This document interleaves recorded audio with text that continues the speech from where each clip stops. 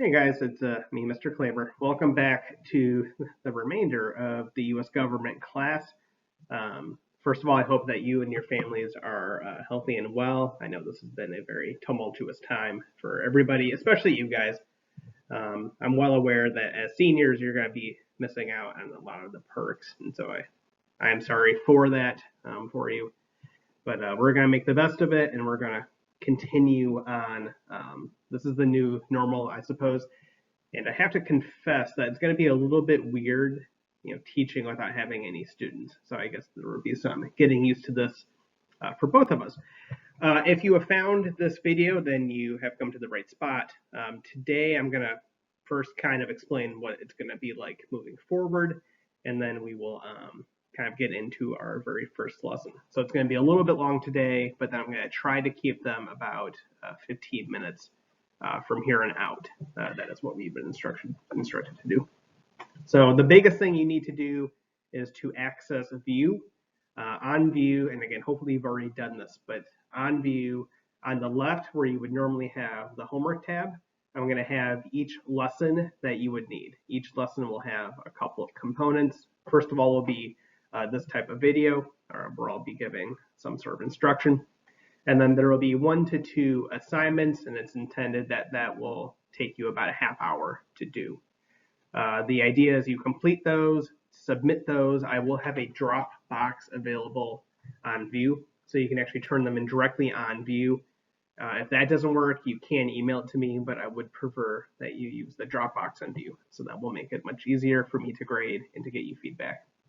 And the last thing I will note is in terms of grading, we've been instructed to effectively grade everything as pass, fail. Either you did it or either you achieved the objective or you did not. So I would say if you put a solid effort into this type of stuff, into the assignments, that you'll be fine. One thing I would strongly caution people against, though, is to not take it seriously or to do work that's not your own. I had an issue with some of the assignments I gave people over the break where they were sharing resources, and if that happens, then you don't get points, and that's really the only way that you can fail, is if you cheat in some form or fashion. So I would just caution you against that. Watch the videos, which you're doing right now. Take it seriously, and you should be fine. So what's going to happen for the remainder in terms of where we're going? Here's what we have. And so the class is going to turn into a survey course, which in college means you're going to cover a lot of material. And unfortunately, you don't get super deep into the content, which is what I've tried to do with this government class. So because we only have about 6 weeks left, here is the agenda that we will be going through. We won't be able to go as deep as I normally would like to do. I'm condensing the unit on the executive branch down into 2 lessons. Normally, we would do about 2 weeks when it comes to the presidency. So obviously, that means that we're not going to get into as much of the nitty gritty. I'm going to have to cut a lot of things, but this will be effectively a crash course when it comes to the content that is coming forward.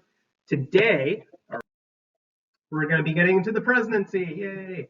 I really do find this to be probably the favorite thing or my favorite thing that I teach. Today, big objectives, what you're going to get from this is how does one become president, and what is the overall outline of what the president does, the overall jobs the president has. So I was hoping to get into checks and balances between the different branches. That will probably end up happening in the next lesson, just because I did this once already and it didn't save right, and it went a little bit long. So I'm going to try to not get too bogged down. So let's dive in. Right there, actually the picture you had beforehand. I do apologize. One feature of this presentation is I can't go back. So that was the White House. Fun fact of the day, it was Teddy Roosevelt who actually gave it the term the White House. Before that, it was called the Executive Mansion. So there you go. This right here is the Oval Office. This is the office of the president, currently President Trump. They sit right over there. And that is the epicenter of the presidency. This is where the president actually does the bulk of their work. Such a big deal that the president actually lives and works relatively within the same building, which is very impressive. So how do you become president? What are the requirements? So we have the constitutional requirements right over here and a little bit over here. In terms of the constitutional requirements, it's really not much. In fact, most adults that you know are actually constitutionally qualified. You got to be 35, a natural born U.S. citizen. So if you were a citizen at your birth, and then you have to have been an American resident for the past 14 years. That's it. 35 years of age. You do remember from the congressional unit that we completed before we took our nice little break. To be a congressman, you need to be 25, senator 30. 35 is the oldest age requirement. The idea from the framers is that the president, because of their responsibilities, should be older, should be wiser, should have more experience.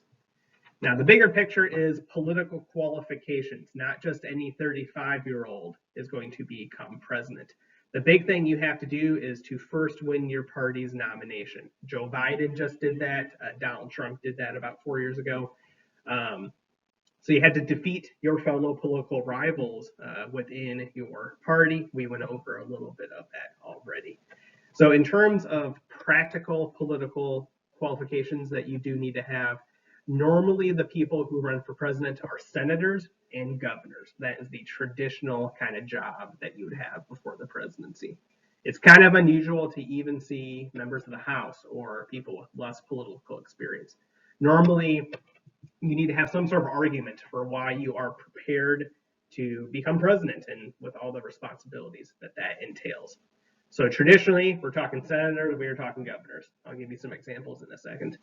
Last thing I would point out for you guys, this over here, 4-year term, you can run for re-election one time. So for all intents and purposes, you can only be president for 8 years. Originally, there was no term limit. It was really the example of George Washington. He served 2 terms, 8 years, and then went home. And that was in effect really for the bulk of our history. It was not until FDR and the Great Depression in World War II that a president served more than 2 terms. After FDR, they actually amended the Constitution. The 22nd Amendment sets up term limits. So Barack Obama could not become president again. If President Trump wins re-election next November, he would not be able to serve anymore. So that is a constitutional requirement at this point.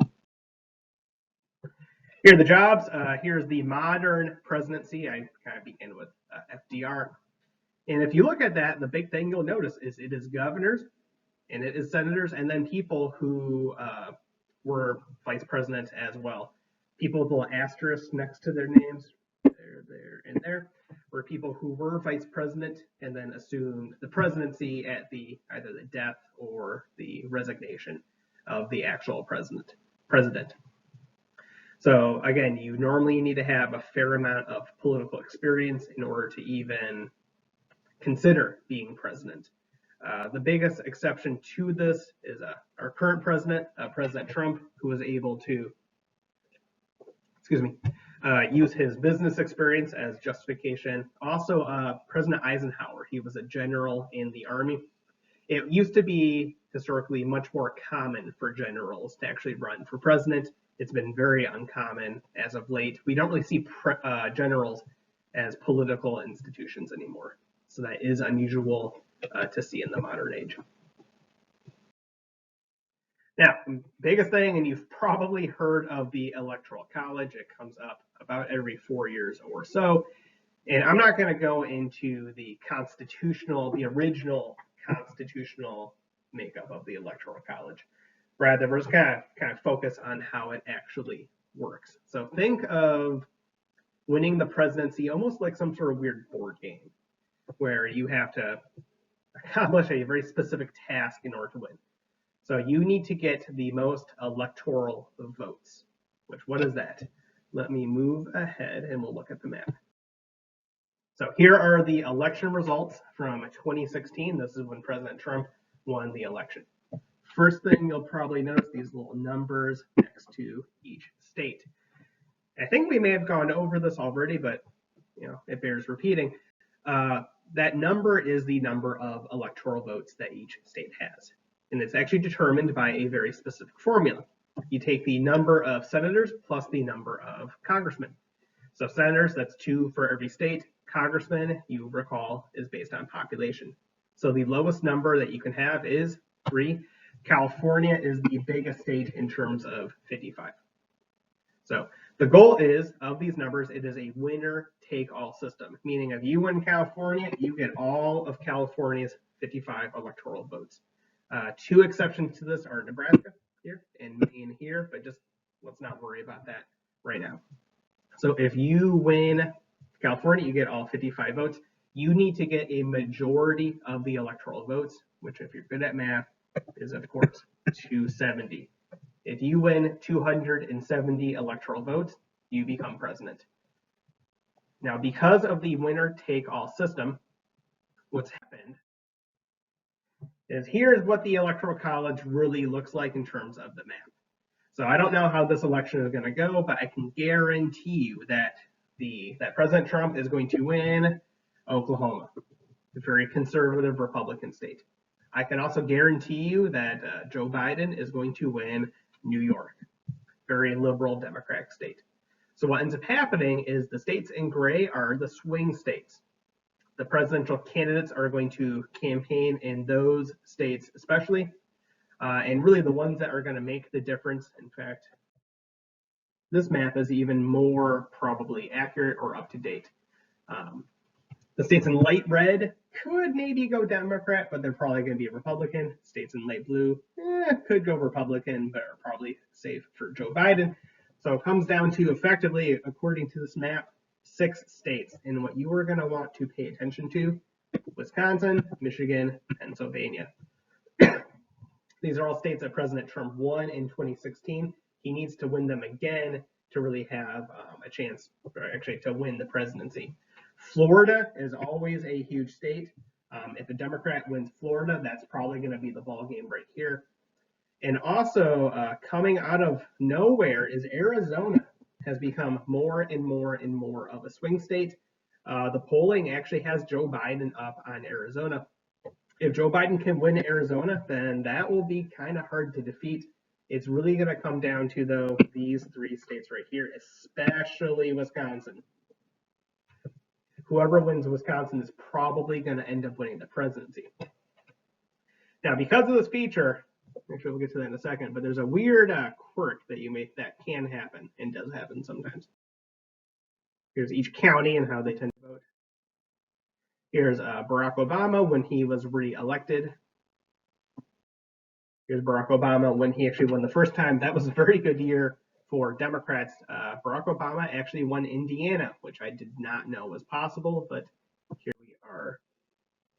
So here's the 2000 election, which you were not alive for, but I was in 8th grade when this happened, so I just kind of dated myself, didn't I?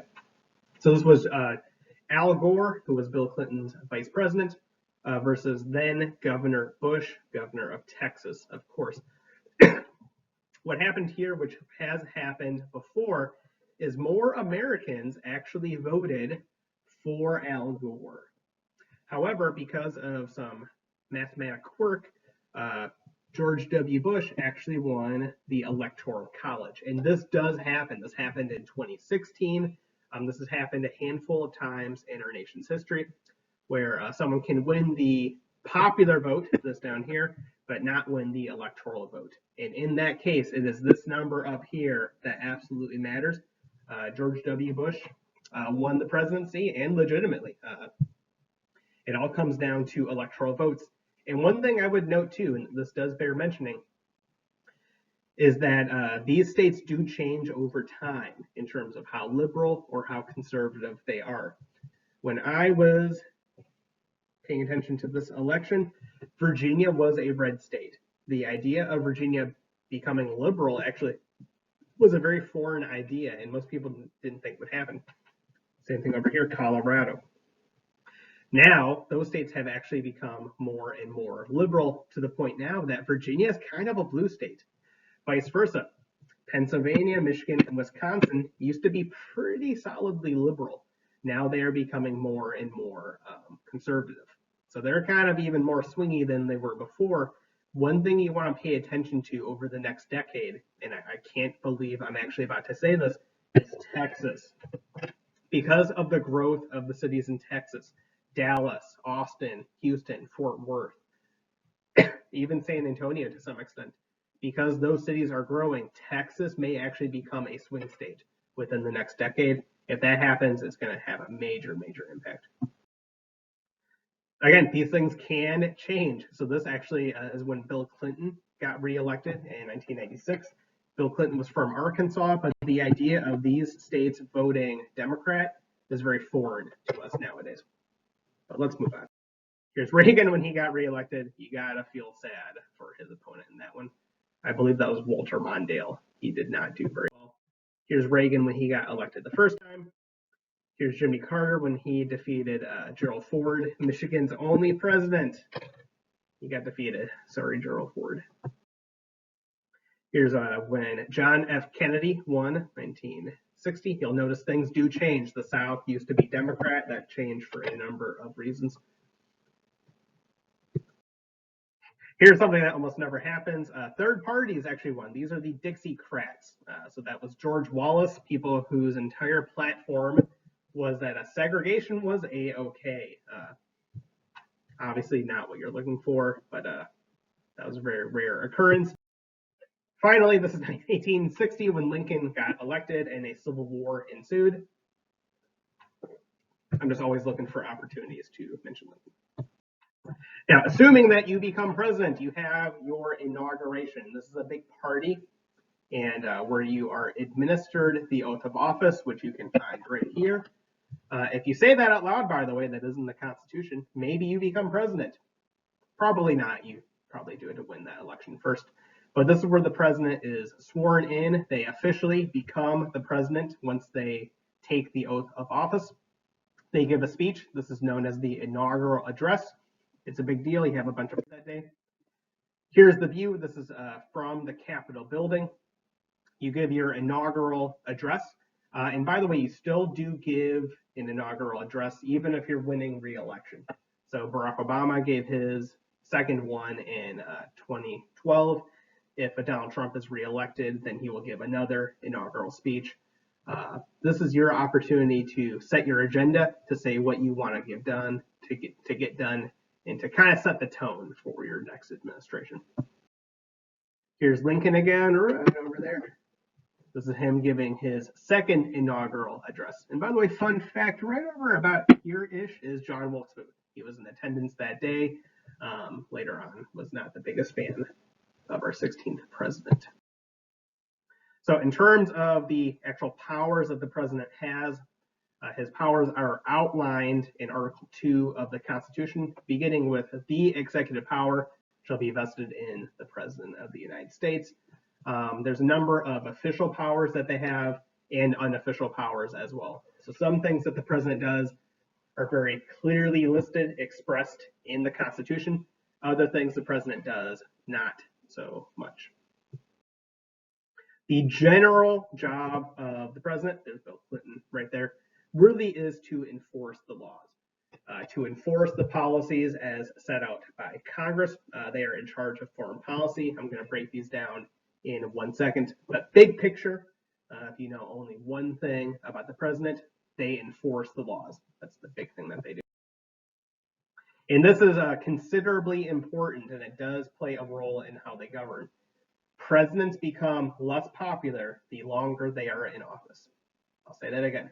The president becomes less popular the longer they are in office. Just over the course of making decisions, actually doing the job of governing, you naturally make more enemies, you make more people unhappy, and that actually has a major impact. Presidents normally get more things done during their first term and the earlier they are in their presidency. In fact, the first 100 days, FDR in his first 100 days got a whole lot done. And so it's expected that a president early on in their first term is going to get a whole lot done. Later, if let's say President Trump gets reelected, his second term he's not going to get a whole lot done just because their popularity tends to decline. It happened with President Obama. It happened with President Bush. It happened with George Washington. It's kind of a weird quirk of our system. In terms of their roles and their functions, we're going to kind of break it down systematically, hopefully quickly. So, biggest thing, this is probably their most important job that they do. The president is commander in chief. They are, of course, we have generals, we have the Joint Chiefs of Staff, but the president is in charge of the military. He doesn't decide when we go to war, Congress does, but the president can use military force in some circumstances. Famously, here's Barack Obama when he ordered the raid that killed Osama bin Laden. They are in charge ultimately of the military. Again, there's checks and balances, and we'll get more into that with the next lesson, but he is the commander in chief. He can fire and hire generals accordingly. Chief diplomat, the president is in charge of foreign relations. If the president of Russia or China or Iran calls somebody in the United States, they are going to get the president. They are completely in charge of foreign policy. Again, checks and balances, we'll get more into that one in the next unit. So when it comes to making treaties, the president is the one that actually makes treaties with other countries. Now, this one's a little weird because you're probably thinking, Congress makes laws, and that is true. However, we do expect the president to have a major, major role when it comes to crafting and implementing legislation.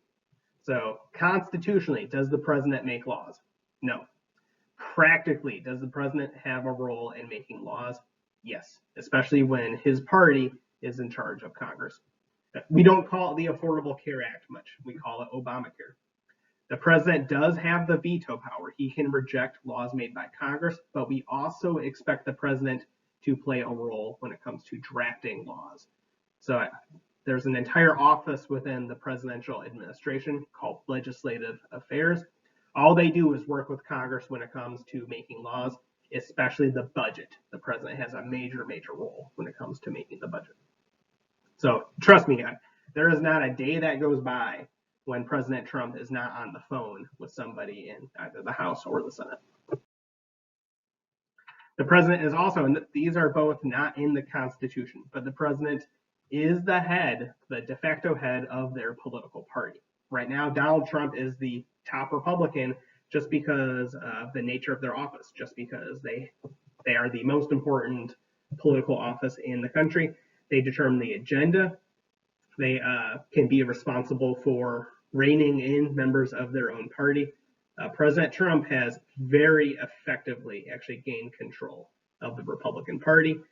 He gets Republicans to effectively, work within the system to achieve Republican objectives. President Obama did similar things too. They are the head of their political party. In terms of head of state, they are the symbolic leader of the country. So when you think of the United States, you frequently think of the president. When the Olympics are held, the president goes and represents the country before the world.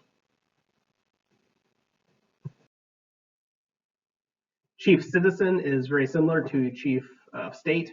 We just look to the president for leadership. Most famously, at least during my lifetime, is on the evening of September the 11th, which was a Tuesday. Everybody turned on the television and looked to then President George W. Bush. For leadership, we looked to the president to really just say something during times of crisis. During the Sandy Hook shooting, or after the Sandy Hook shooting, you may remember President Obama gave a speech. He wasn't required to do that, but we just look to the president during times of crisis. And then chief executive, this one is huge. I don't know why I waited this long to actually put it up here, but they are in charge of the executive branch. They are in charge of making sure that the laws are actually implemented. They hire people, they fire people, they hire people that share the same objectives and have the same ideas for how things should get done. Notably, you're going to hire the Secretary of State, the person in charge of foreign policy, who shares your views and then will conduct business in a way that aligns with what you want to do. It's a huge job that they hire people. That is a tremendous, tremendous power. And finally, wrapping up, the president does have some judicial power. They have a veto, or sorry, not a veto, but a pardoning power. They can pardon anybody who is uh, convicted of a federal crime, in this case, a turkey. We focus on that more in the fall semester around Thanksgiving. And the biggest thing, arguably the most important thing a president does, is to appoint judges to the federal courts. And that is huge because judges on the federal courts serve for life. There are still people on the Supreme Court who were appointed by George H.W. Bush when I was maybe a year old. So that has a tremendous, tremendous impact, which actually plays a role long after the president has actually stepped down. So yeah, we're going to stop right there because we're already at about 25 minutes. So that will do it. In the next lesson, we'll go over some checks and balances, how the budget is made, along with some other important things. So again, I hope that you are doing well. Please, if you have any questions, please send me an email. Also, I will be doing office hours on Zoom, so please come and check those out. Even if you're not sure, you just have a few questions or you just need to talk, please take advantage of that. So I'm going to hope you are doing well, and I will see you guys later.